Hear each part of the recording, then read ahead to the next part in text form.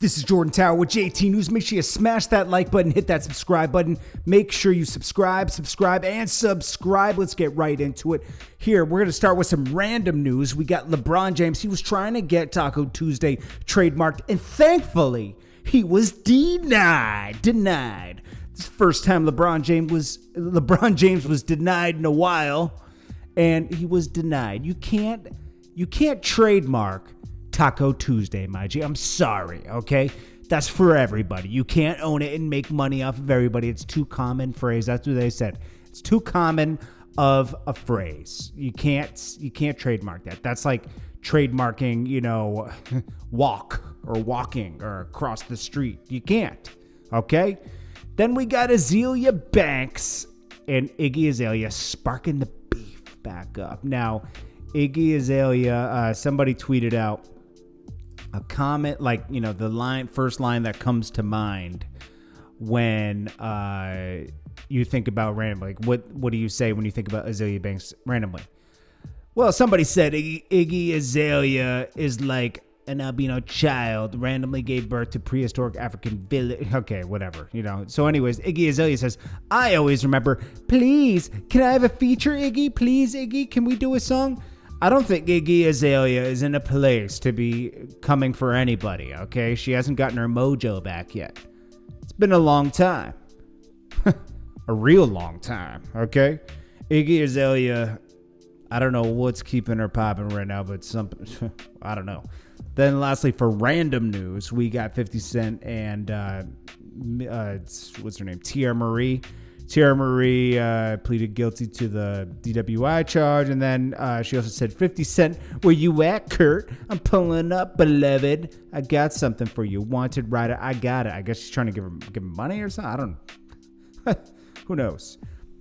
Next up, let's before we get into the main event, let's talk about Rick Ross, New York Times bestseller. Okay, have you guys ever noticed that everybody that writes a book is a New York Times bestseller? I've been doing some digging on this, thinking, who really bought Rick Ross's book? Haven't heard that much publicity on it. It's not even hating. It's obvious, okay? Just like Charlemagne.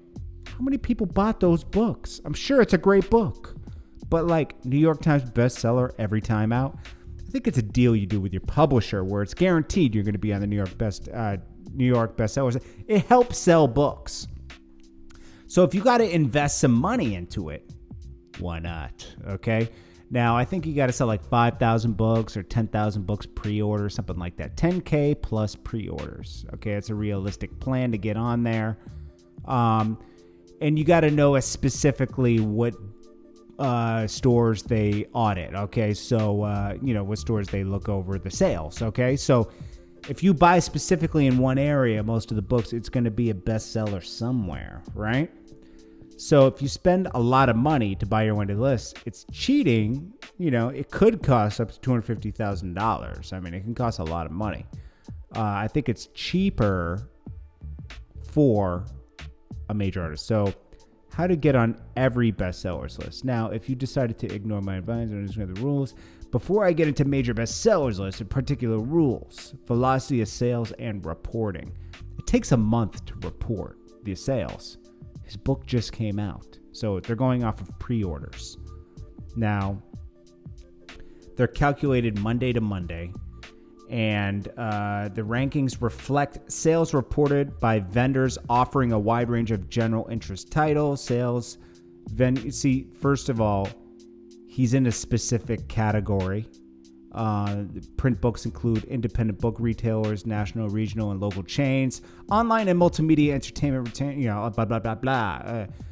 Ebook sales are presented as adult category. So there's different categories. Anyways, there's a trick to doing it. The publishers know the trick, and they do it every time. There's nothing wrong with it. I'm sure it's a great book.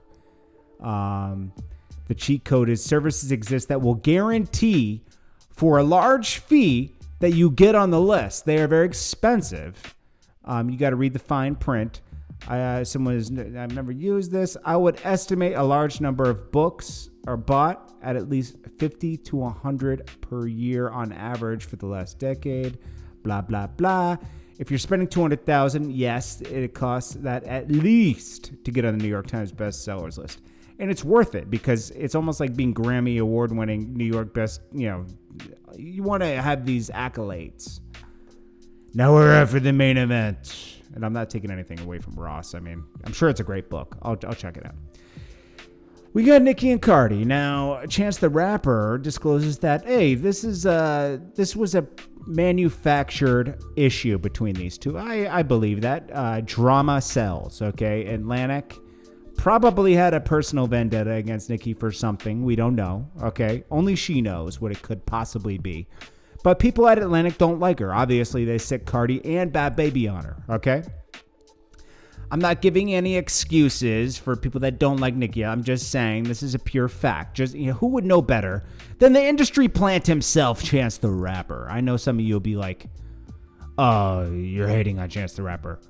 You can't tell. This guy came out of literally nowhere a few years ago, and he's not even that great. Okay, I'm not trying to hate on him. He's okay. He's fine for what he does. Okay.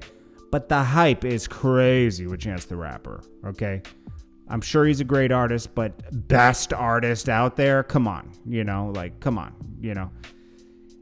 And I think he's, still independent. He has some deal with Apple, But anyways, I do agree with him that this was a manufactured issue.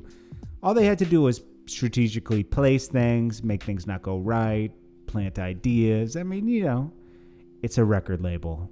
They're literally demons, okay? So, and it just continues. They know that it's going to just keep going. Once you start two people going, it just keeps going back and forth, back and forth, back and forth, back and forth. I kind of wish they would make up at this point. It would be interesting. I think too much has been done, though. Too much has been said. And I think they should have known that they were being planted to go against each other. Because somebody's got to be at the top. And when you want to get the top spot, you got to take them shots. Anyways, guys, Nicki is not retiring. She's going to be fine. She's going to, like I said, she's probably going to have the last laugh. She's probably got a hit record up her sleeve.